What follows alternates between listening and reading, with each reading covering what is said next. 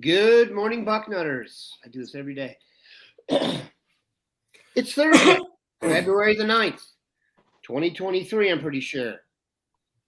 My name is Dan Rubin. This is the Bucknuts Morning 5 and Change. You can see the band is back together. Mark Porter was out in Las Vegas doing God knows what with Robert Griffin III. As he knows, we both chuckle. But we're back together. Mark's here. Bill's here.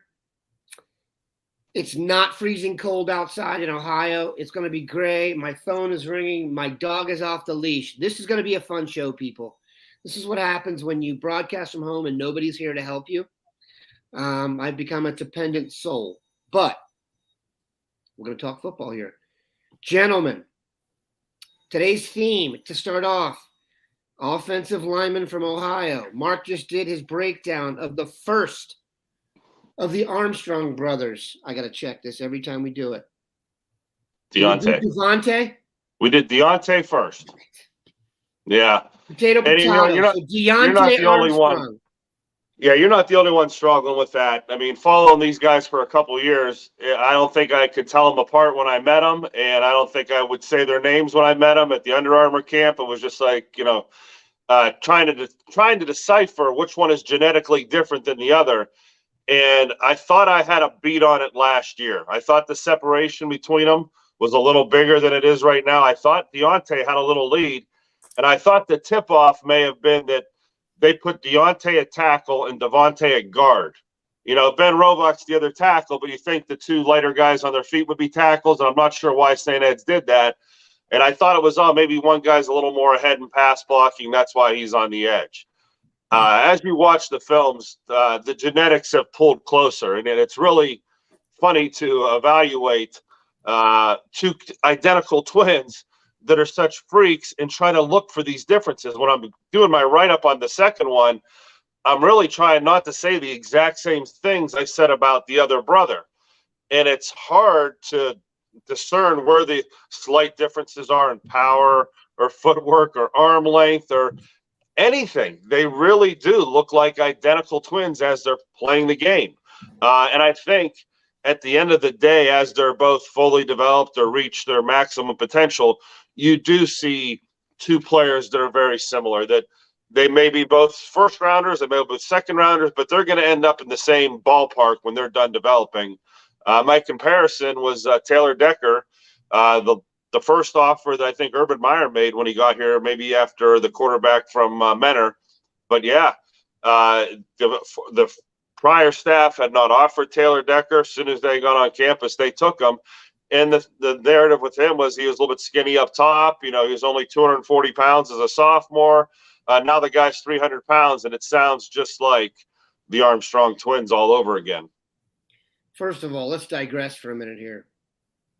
How, in the name of all things big and small, did Taylor Decker not have an offer from Ohio State? He was actually committed to Notre Dame and didn't have an offer from Ohio State. It wasn't like he chose Notre Dame. He hadn't been offered until the new staff came in. I imagine, like you said, Urban Meyer saw that and did one of those, like, it was like, come on. That was who's the those were the days of line coach who got cranky with us, Bill. Who was that? His son played at Michigan State. Those were the days of Tommy Brown and Chris Carter offered, the big, thick offensive linemen with big butts and big thighs. And Taylor Decker was honestly the opposite of that. He was a tall, long, lanky kid with, I don't want to say Christmas tree shoulders, where he was narrow up top. But when he was younger, he wasn't that impressive to look at physically. And it didn't take Urban long to correct that mistake, by the way. I think Taylor Decker had 100 pancakes in a row on his highlight film because I remember making it.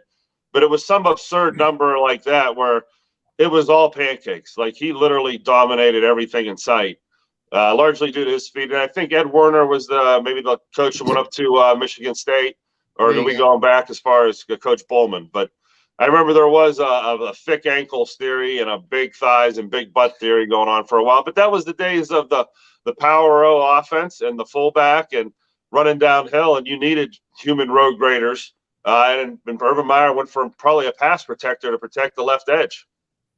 Yeah, Urban just really, as we digress further, he just expanded the field of possible candidates. And there were better road graders and tackles outside the state at that time, and they went and got him.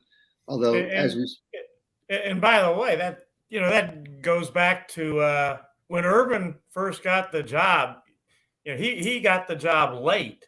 Yep. And he was obviously smart enough to realize getting the job that late, I'm not going to land a whole lot of great out-of-state players that have already committed somewhere. It's too late. So that first class, he really emphasized Ohio guys and did a great job of getting pretty much, the really the top guys he wanted in Ohio. Even though he got a late start, he salvaged that class and did it the smart way with guys that he knew he had a legitimate chance to getting Ohio guys and creating the backbone of the class, which turned out to be a good class. Mitch Trubisky was another offer as we digress. Yeah, and then that went sideways. Yeah. You said the guy from Meyer. They had a receiver there too that Ohio State offered that he eventually went to Alabama and didn't do much. We're digressing, and I'm not pulling enough names out, so I apologize on that one. But a little bit more on the Armstrongs, Mark. These guys were not like huge guys on the radar nationally. They were JV players. Now, part of that is because they come from a program where the depth of talent is probably more than your average private, average public or private school for that matter. And you can keep guys of that ilk on JV as a sophomore. But they have emerged and grown. You feel like they're nationally good players. This is not just things for guys for Ohio. Yeah, not to call anyone out, Alan True and Steve Wiltfong, but when we were at the Under Armour camp last year, like in, March or April, that happens, the Armstrong trims were an afterthought to the national guys. I can remember pointing them out and almost feeling a little bit silly pointing them out because they were 250, 260 pounds, and there were so many other national studs there that were a year older, of course. And it's almost laughable now that, we didn't really care about the Armstrong twins at the Under Armour camp last year. And that was 1 year ago. And it's amazing how this process works. And these two are simply, proof of that you don't know all the time. And people criticize Ohio State or other schools for not offering kids at certain points in time. There was nobody last year at this time saying these were Ohio State kids. Okay. And go ahead, Bill. To piggyback on that, I remember everybody was making sure they got an interview with Ben Roebuck that day, and us included. In fact, I might have been the only one talking to the Armstrongs after because I casually ran into them, and there wasn't a posse around them interviewing them. I remember thinking, these poor kids came down here, and they're great-looking kids and they're scholarship kids, but they're just not what the national press is biting their teeth into today. Yeah, and I remember doing an interview with them after that, and it wasn't the first interview I put on our site after that. But in getting back real quick to Ben Roebuck, by the way, he is not off of the radar screen, so to speak. I've heard some people talking about, because the Armstrong twins got offered by Ohio State, they're no longer looking at all Ben Roebuck. That's not the case. And I know, Mark, you've continued to talk about Ben Roebuck here on the show. Ben Roebuck and Ohio State still have a mutual interest. I talked to Ben just the other day, I guess it was last week actually, and he's still definitely interested in Ohio State. He still has contact with Ohio State. So, don't cross Ben Roebuck off the list. The mutual interest is still there. To put this to bed on St. Ed's here, I often talk about the myths associated with recruiting, and one of them, and we haven't heard this as much recently, but when the kids all started going to camps together, let's say, 10 years ago, every time you talk to a big-time guy, he was part of a package deal with a guy from 4 states over, and those package deals never materialized. When you're twin brothers, that's a package deal, And that is a little hidden, possible boon to the recruiting class. That's just pure luck. When you look back at things that went your way, woof, it's nice to have 2 for 1 at one of the hardest positions to find. And I will say this, having covered the NFL, those guys look the part to me. They look like athletes. My favorite lineman that I've been able to follow the last X number of years, I'm a Cowboys fan, obviously Zach Martin, but Tyron Smith, if you see Tyron Smith in person, you wouldn't think he was a lineman. You would think he was maybe like an outside linebacker or a defensive end or like an inline tight end. He has like a V. So it's possible to look like that if you don't get any bad weight early. And I'm going to talk about the weight it puts on your knees and all that crap. But very positive, and it's part of a very good offensive line class in the state of Ohio. They're going to be able to build a national caliber offensive line out of the guys from the state of Ohio in this class. And then we'll see if they add in some other national types. You hear a lot about Jordan Seaton out of St. John's in DC, but this is one of those classes, and Marcus and Bill have told you about it, that they're going to have plenty of offensive linemen to choose from in this state. All right, let's hit some questions here. I got one just up here from Sue. Bill, we are going to talk a little bit now about guys that we think will be in the mix for Ohio State, out of state during the whole 2024 recruiting cycle, and names we should focus on. Sue Zabo, Dr. Zabo. Give me some 24 QBs. Bill, obviously, Dylan Raiola was committed for X number of months. He backed out. They have a couple offers going out, but I don't get the sense that there's anyone in pole position right now. Well, they obviously like Julian Sayin, the quarterback commitment to Alabama. They offered him a scholarship in January. Corey Dennis was out there, saw him. Jaden Davis, they would love to have, certainly.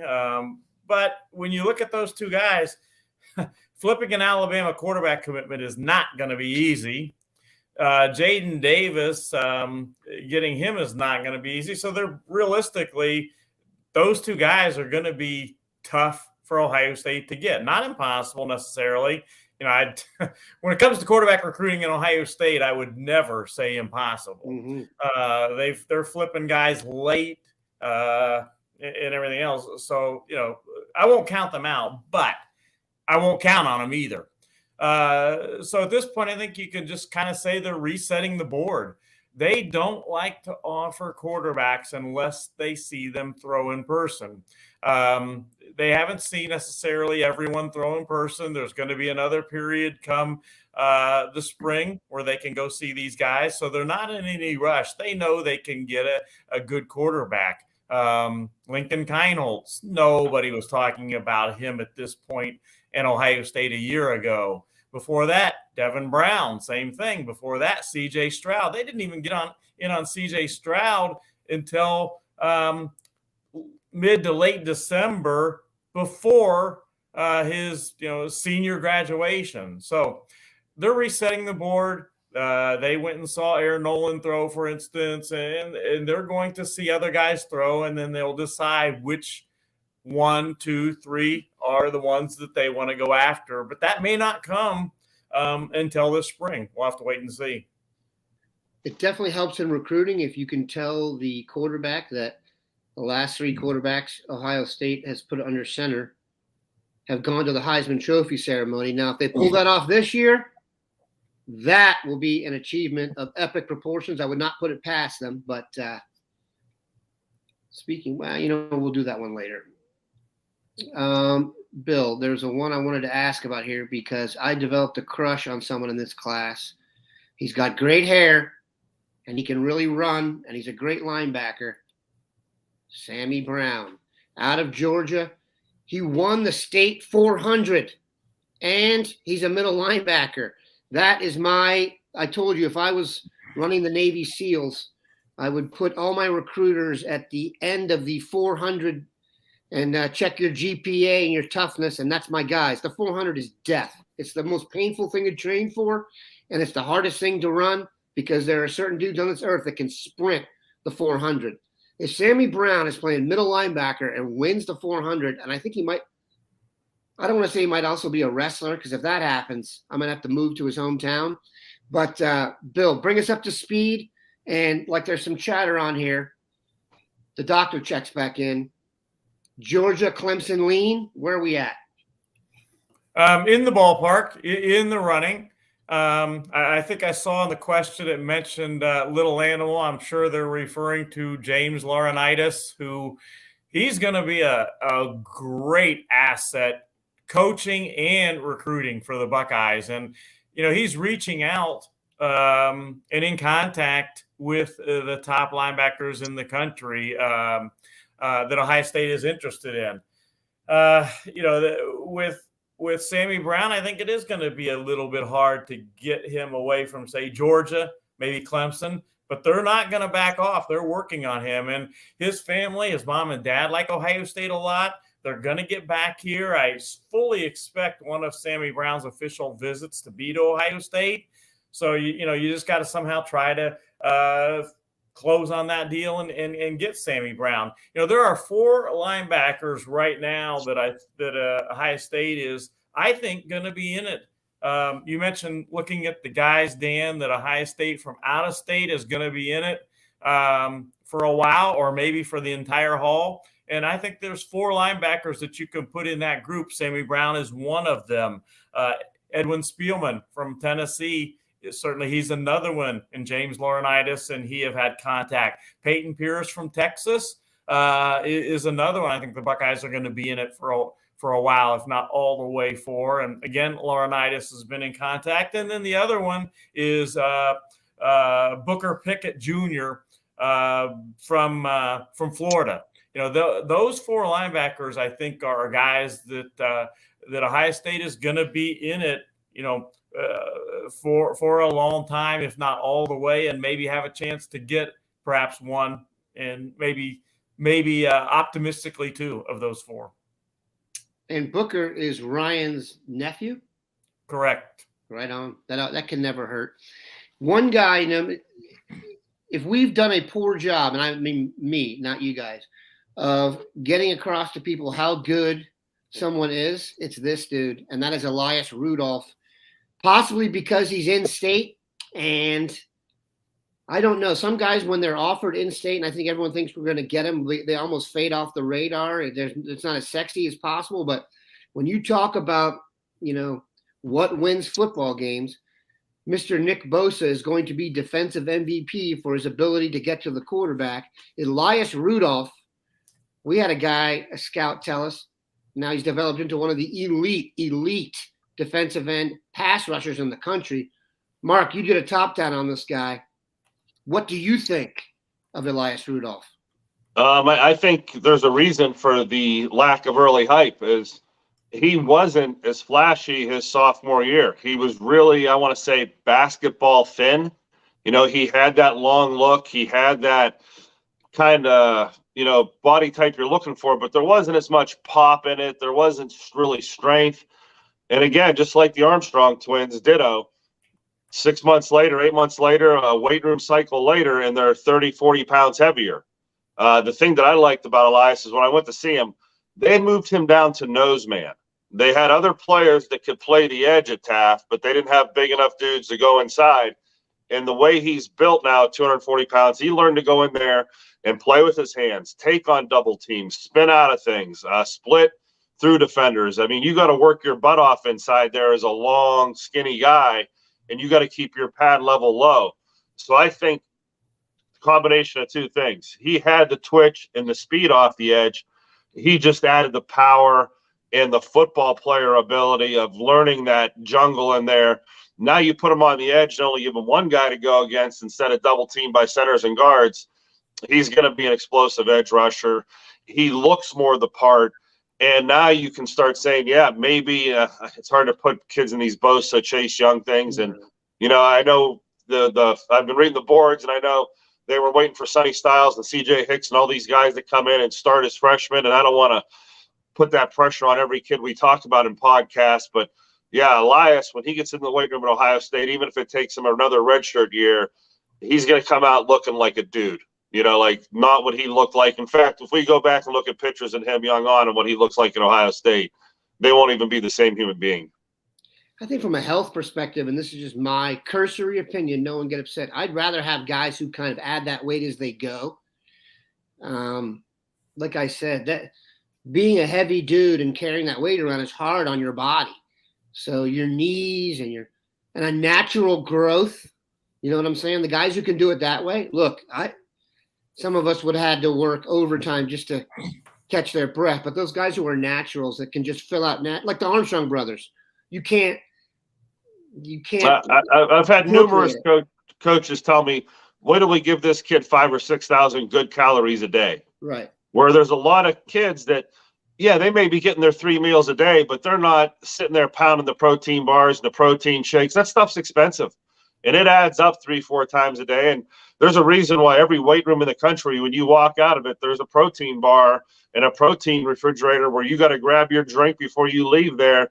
That's how important that is to muscle development and adding weight. And a lot of these kids aren't hip to that or don't have the resources for that early in their careers. And yeah, you see guys like the guys we're talking about today are prime examples of 30, 40 pounds, 50 pounds in a year, Bill, and it's done the right way. Yep.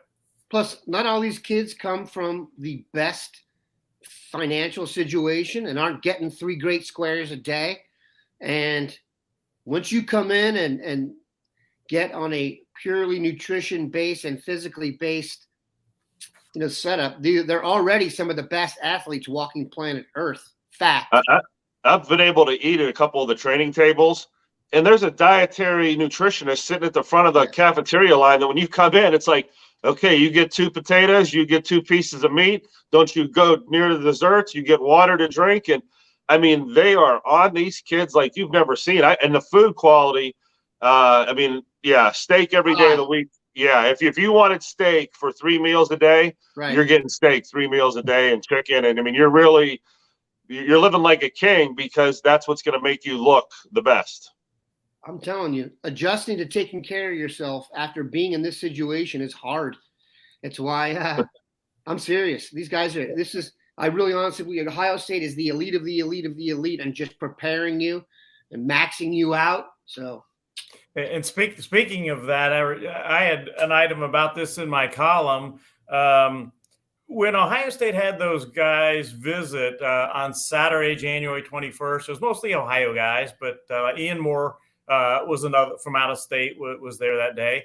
But they did a presentation, Mick Marotti did, on the new weight room that's coming at Ohio State and their conditioning and strength program. And one of the things they did was they showed the recruits some before and after pictures of Ohio State players. What they look like when they came to Ohio State and what they look like after when they were leaving Ohio State, Mick Marotti's program and all. And a few of the guys that they did showed the recruits pictures of included Ezekiel Elliott, Justin. No, it was they might have, but I don't know that one for sure. Ezekiel Elliott was one of them. Justin Fields was another one that they showed. So they are showing off what their program can do to these guys physically and how you're going to look when you get done at Ohio State. I just remember, I guess that was the first time I ever saw the before and after shots. There was like a fad with those. I don't know if you remember, Bill, about 10 years ago where you'd see everybody come in with their top off. And then and Josh is just the one that I remember. It was like he went from a good looking high school athlete to like the Terminator. It was incredible to watch. Shocker, they show Fields and Zeke. They're smart to show the guys with the highest jersey sales. I may digress with this story, but talking about the Gatorade bar and the protein bar, there's a recruiting story, and it was from another Big Ten school where a mom was there, and she filled her purse up with all of the bars, the protein bars, protein shakes, because she knew how expensive they were. They didn't catch her to her 3rd or 4th trip of emptying her bag in the car. They liked the recruit so much, they let her keep all of it. But that's how valuable that stuff is. Oh, yeah. And how expensive it is to keep your kid in tune. And I mean, And if you're competing in high school and you don't have the resources for that stuff, are you really competing on a fair level? I mean, it's a different day and age right now in training and nutrition. No doubt. Sam Hubbard, by the way, was another one that they showed before. He gets to Ohio State at 6'5" and about 210 pounds. That isn't what he left Ohio State as. So they used him as another example, by the way. I remember Sam Hubbard looked at me funny when I said he might not be a safety for very long. Yeah. As he's returning that fumble recovery for a touchdown, I'm like, you better use that safety speed, buddy. He said, I'm a midi. I'm going to Notre Dame to play lacrosse. What are you even talking about? Yeah. I mean, and again, we're talking about a lot of kids today that transformational. I mean, from even when they got on campus, and we're talking about them as sophomores in high school like they're finished products. They're not finished products when they get on campus. Right. Going down, I watched his senior year, Sam play. It was fairly late in the season, and he was playing safety, and he was. I'm not going to say rail thin, but he was long and thin. And you look at him now; he's a far cry from that. You think Sam Hubbard struggles to get dates? He looks like a male model. He's living in his hometown. Seriously, someone's got a wishbone. Someone won the wishbone in that family. You know what I mean? I thought I digressed today. Jeez. What I'm saying, some guys you just got to give it to them and be like, I have a female. I would like to be Sam Hubbard's wingman about 20 years ago and just kind of like fly behind him. I have a female dentist who happens to be from that Cincinnati area. Every time I go to the dentist, she talks about Sam Hubbard. I think there are many female dentists talking about Sam Hubbard. Now, that's a sentence I never thought I'd ever say out loud, but we have digressed. That's actually pretty funny.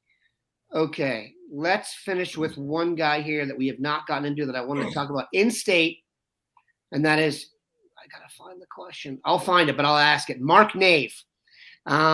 Not one of the names we talked about as much early, but a big, strong, feisty dude, man. You want to talk about a guy who looks like he could be lining up inside for the Crimson Tide or Georgia.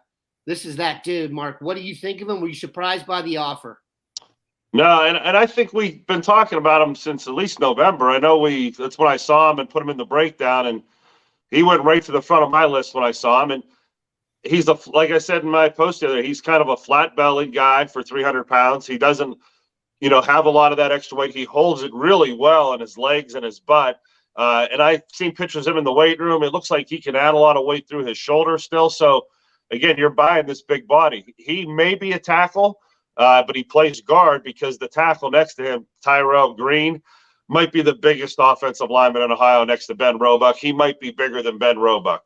He doesn't move that well. That's why we haven't really talked about him as much. So the tackle next to him makes Mark Nave look small, and Mark Nave's a monster.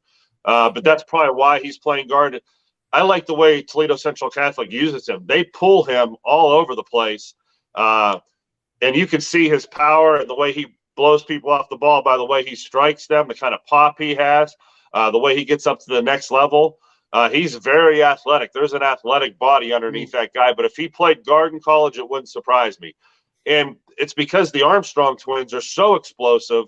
It makes a guy like Mark Nave look kind of like a guard. But he's normally a tackle-type body and tackle-type feet, but you really have some elite tackles.